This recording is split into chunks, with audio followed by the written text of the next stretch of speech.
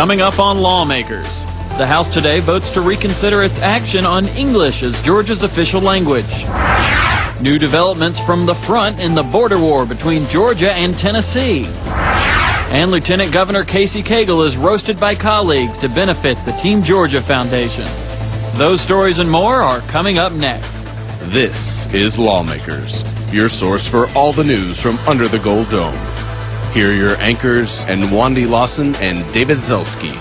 Good evening, everyone. Also on Lawmakers, after lengthy debate, the Senate votes to allow Cancer Treatment Centers of America to come to Atlanta. And amidst allegations of impropriety, the Secretary of State's office opens an investigation into the Clayton County Board of Education. But first, Davy Crockett makes a visit to the Capitol with a very important gift. The border war heats up with Tennessee as Chattanooga officials issue a proclamation and bring bottled water to their neighbors to the south. Lawmakers Sandra Parrish joins us live with more. Sandra. David, a Chattanooga delegation bearing 2,000 bottles of Tennessee water arrived at the state capitol this morning. It follows this proclamation by Mayor Ron Littlefield declaring it Give Our Georgia Friends a Drink Day. The practical joke was well received by state lawmakers. We're here to help you, but leave our water alone.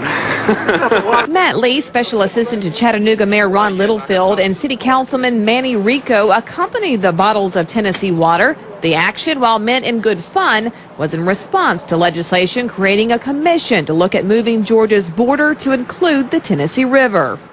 We make light of this congenial effort today. However, we just want to make sure that the law is properly settled, and of course it's the 35th parallel. Back in those days that may have been hard to decide. Today's technology is pretty easy to decide. It just doesn't seem feasible. It just doesn't seem realistically that you could do that. I mean, there comes a time when, and let's say possession is 9/10 of the law. We've had it long enough that, that we should own it. Councilman Rico has a personal interest in the dispute. I live right on the state line, and my district that I represent is in that district, so I would lose my home and my business to Georgia. After the delegation distributed the water throughout the Capitol, Senator David Schaefer, sponsor of the Senate measure, accepted today's gesture of kindness. And I want to announce that I am graciously accepting that water as a down payment on the billions of gallons of Georgia water that feeds the Tennessee River every day from our rivers, creeks, and streams. I remain hopeful, I remain confident that the border dispute between our two great states can be resolved in a neighborly fashion. The border of Tennessee has been established since at least 1818. The Supreme Court has the history of upholding certain types of boundary disputes. So if the Georgia legislature really wants to push this, of course we'll let it be held up and see what happens in the Supreme Court. But I hope it doesn't come to that. And while many laughed at today's delivery of these water bottles, it's really a serious matter to some. Both the House and Senate voted overwhelmingly to create that border commission to study the issue. Reporting live, I'm Sandra Parrish for Lawmakers. Thanks so much, Sandra. In other water-related news, legislation that would prohibit local governments from imposing harsher watering restrictions than the state was given a do-pass recommendation by the House Natural Resources and Environment Committee today. House Bill 1281 would also prohibit any restrictions on filling swimming pools unless there would not be enough waters for humans, farms, or industries. The bill now goes to House Rules. Legislation that opens the door for Cancer Treatment Centers of America to open a Metro Atlanta facility passed the Senate today. Though 23 senators voted against Senate Bill 433, only those in favor took the well, beginning with Senate Majority Leader Tommy Williams. It modifies the CON application process to let a company that is of a regional nature. In other words, they never could qualify under current CON because they can't meet that population base. Their population base is from out of state. Although they would see, and they went as far as to guarantee so that other hospitals would not worry about them taking their business, that they would see 65% from out of state and would put $1 million fine on themselves to do that. They're also guaranteeing in their bill that they will not affect any other hospitals by 10%. This facility wants to treat cancer patients who have tried convention and to give people of Georgia the option to be treated by certified board MDs, RNs, nutritionists, and other healthcare professionals in a setting that's conducive with medical practices, conventional and otherwise, along with the faith of the body, mind, and spirit. So as you punch that button, don't think about money, don't think about politics, don't think about whether you're coming back, don't think about whether you're under attack by whatever you vote. But I'd ask you, out of respect for the people I've seen come and go close to me, and that you've probably seen come and go close to you, I'd ask, out of respect for them, that you think about the people that are dying now with cancer and just give them opportunity to make that decision themselves. Again, Senate Bill 433 passed 31-23 and now goes over to the House. Two other health care bills passed the Senate today, which we will share with you later in our program. The House moves today to breathe new life into an English-only resolution that failed to pass yesterday.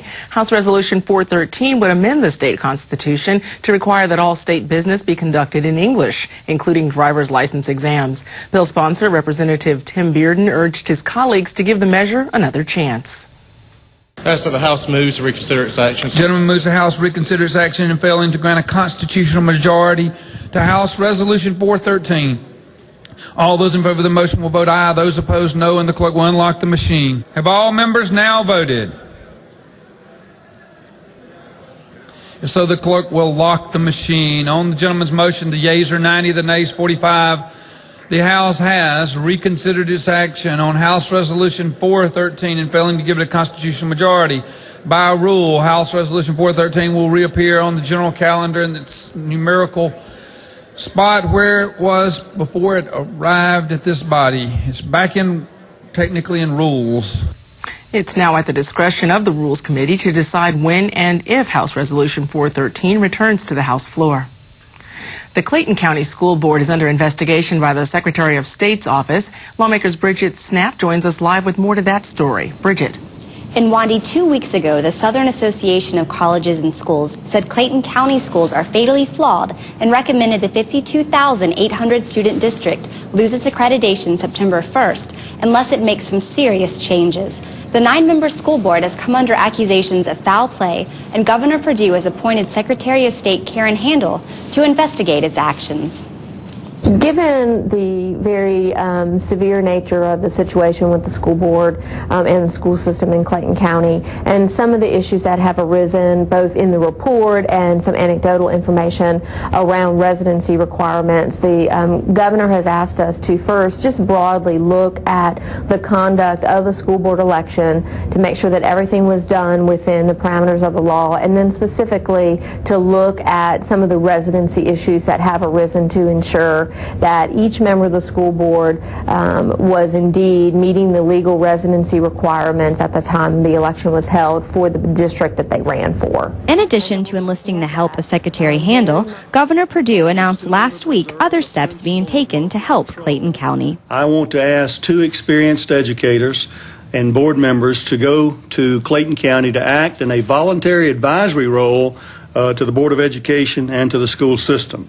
Secondly, I've offered the expertise of several of our state agencies to Clayton County schools as they attempt to follow the steps that SACS has outlined to avoid losing that accreditation.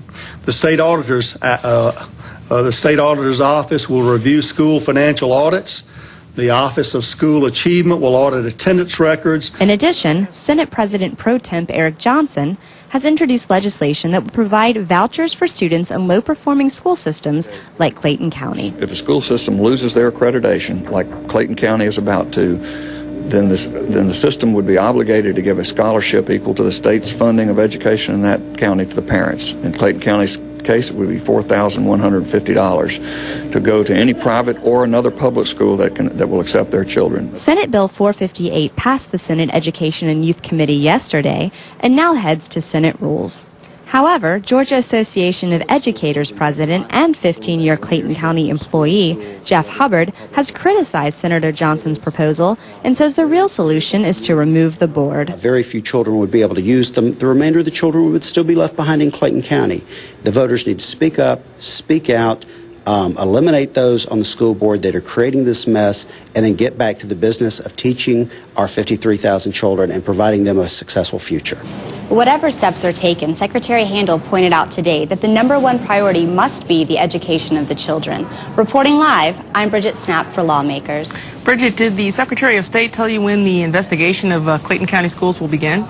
Yeah, Secretary Handel told me earlier today that the Inspector General Sean LaGrua has already started that investigation and expects to have at least a preliminary report within 30 days. All right, thanks so much, Bridget. The Senate took up 2 more health care bills after the Cancer Center debate. SB 967 addresses Certificate of Need programs in correctional facilities, and Senator Joseph Carter explains SB 490. This deals with options for nursing facilities. Senator Carter begins.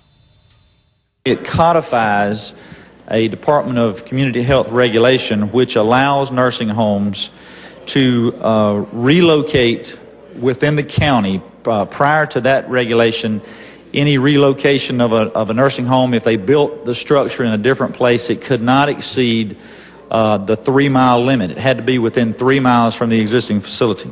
The other thing that the bill does is it allows for a campus setting for some of our nursing homes.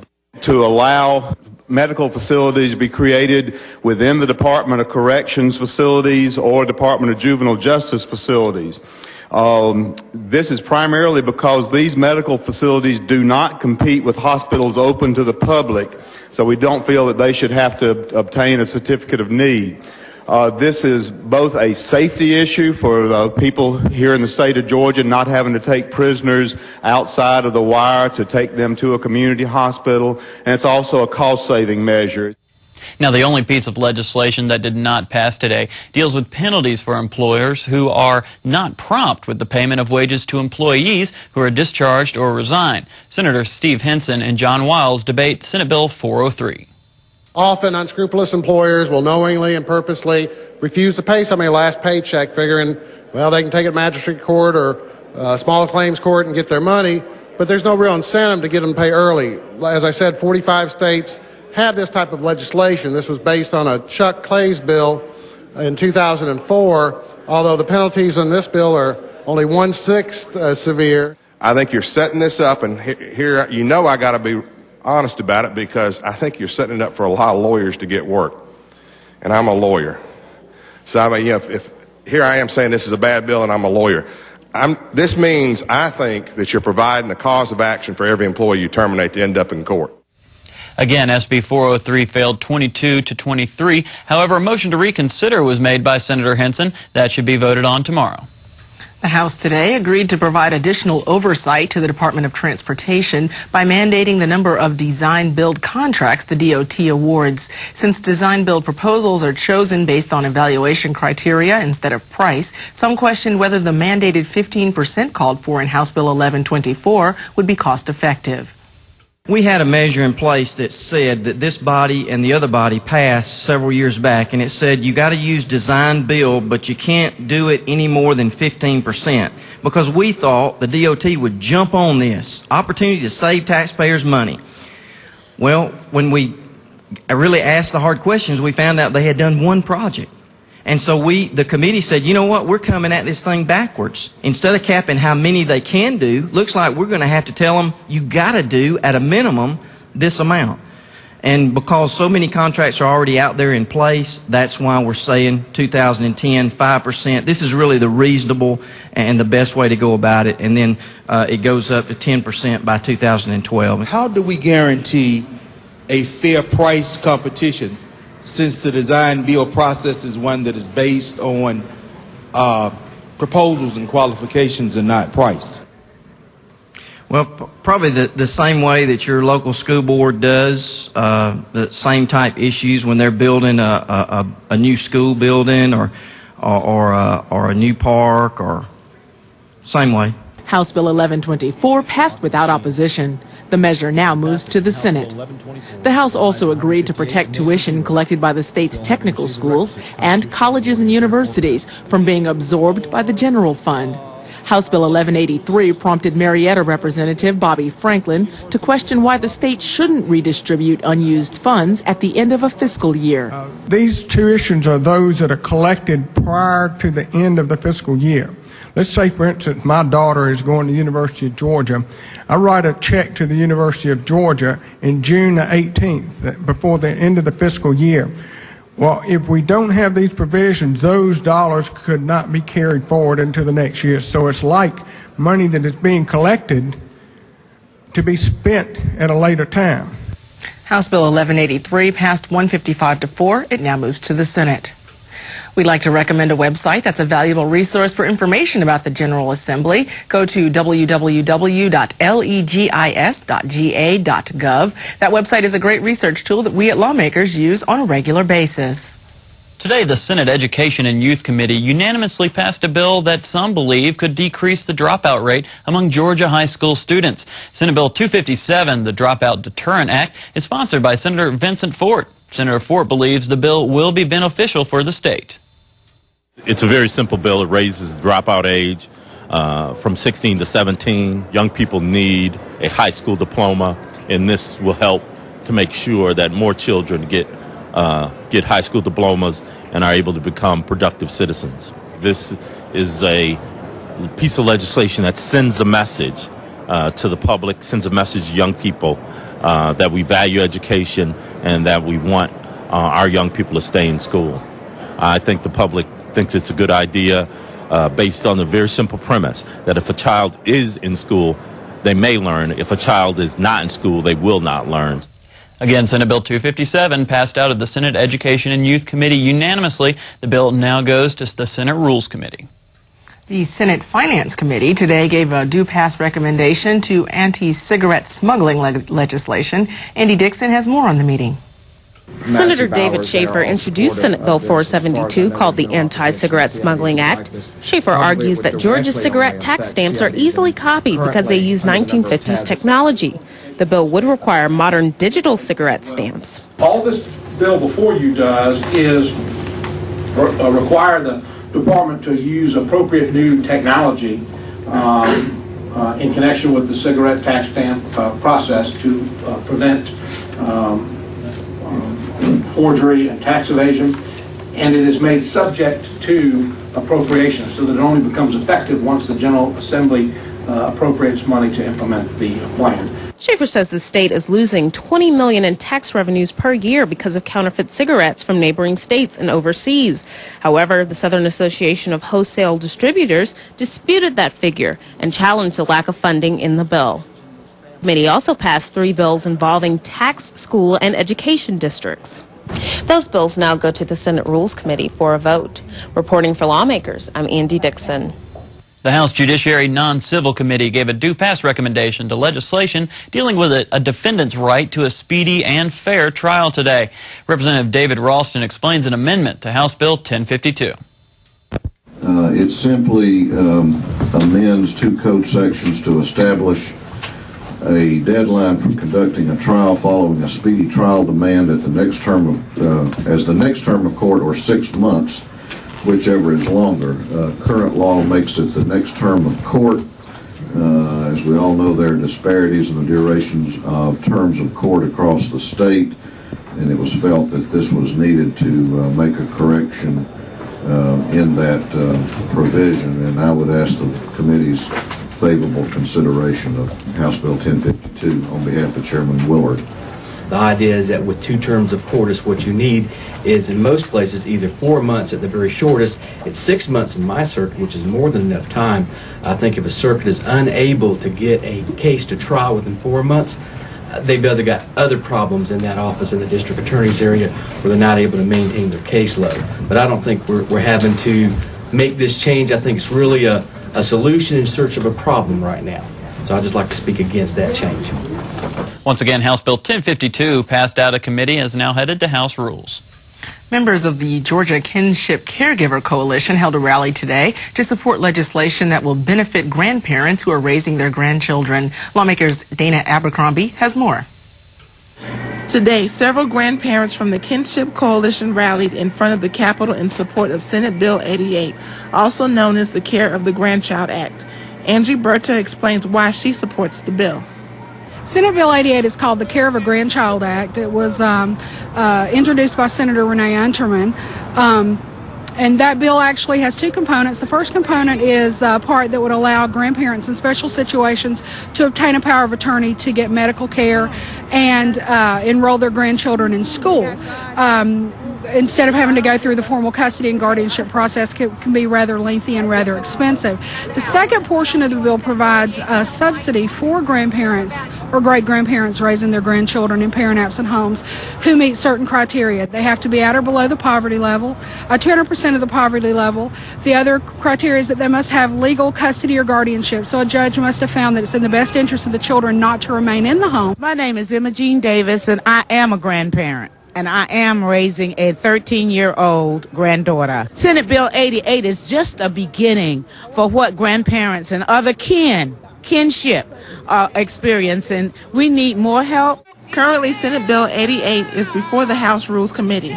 Reporting for Lawmakers, I'm Dana Abercrombie. The Senate Appropriations Subcommittee for Higher Education heard from two organizations seeking more money to fund their projects from the FY08 amended budget.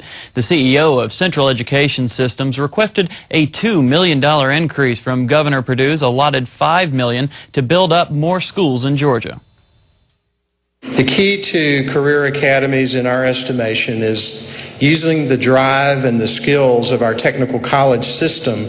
We create partnerships among the technical college, the local school system, and local business. We've graduated more than 900 students who've earned more than 1,000 technical college certificates of credit while they've been in high school.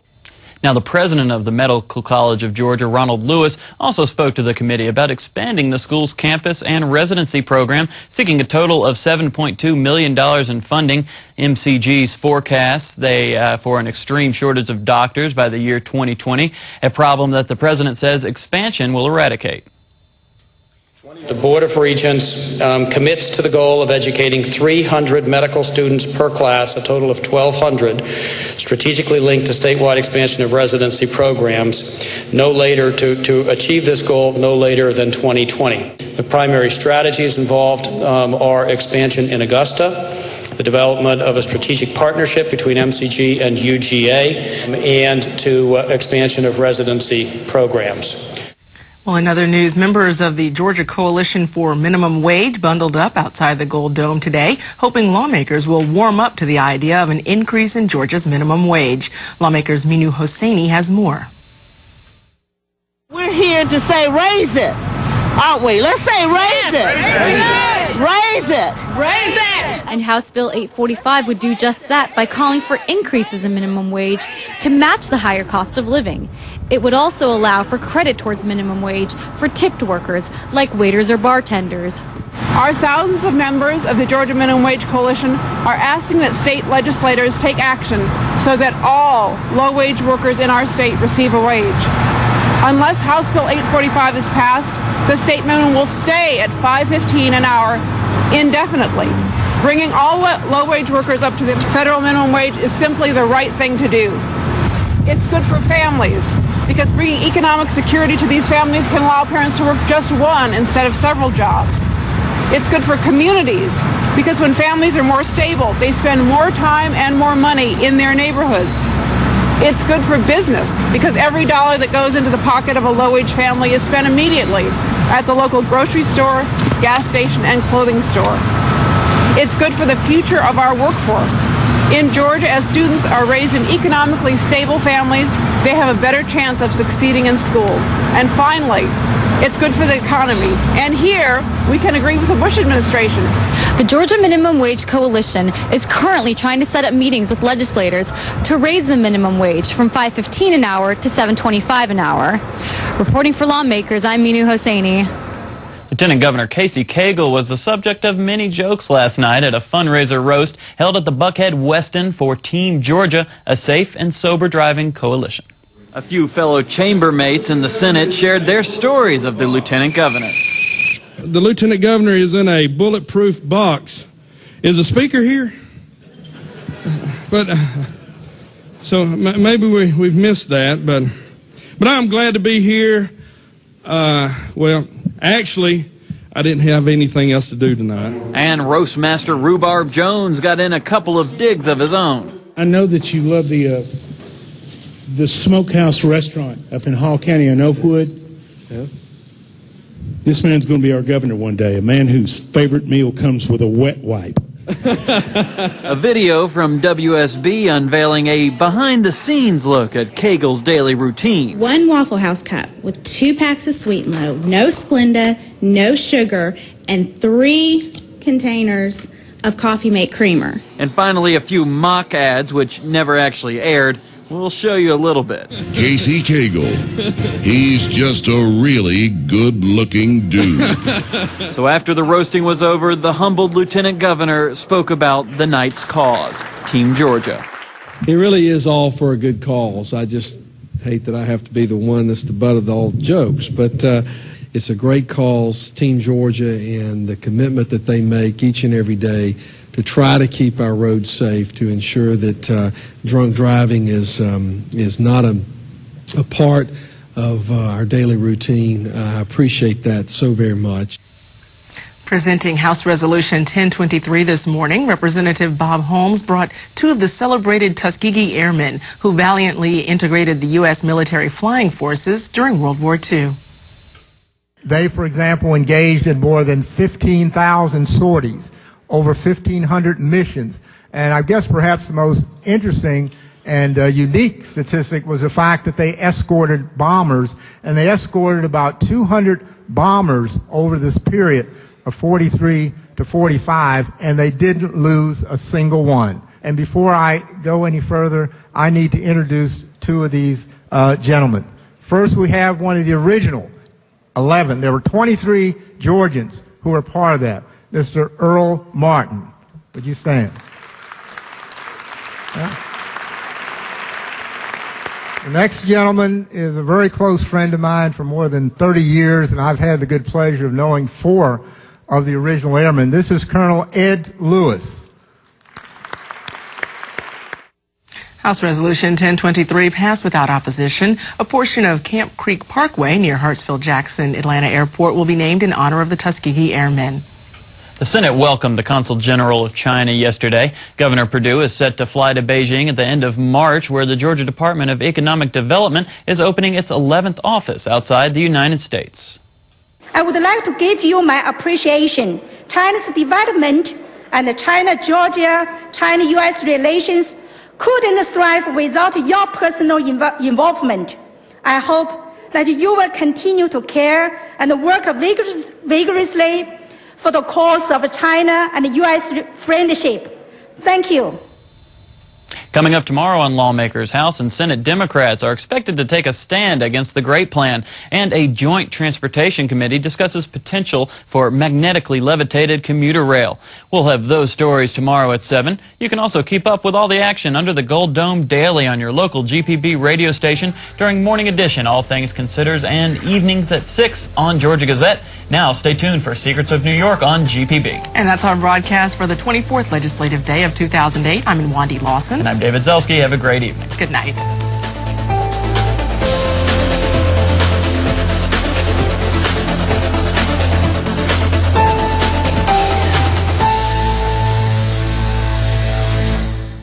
This has been a production of Georgia Public Broadcasting.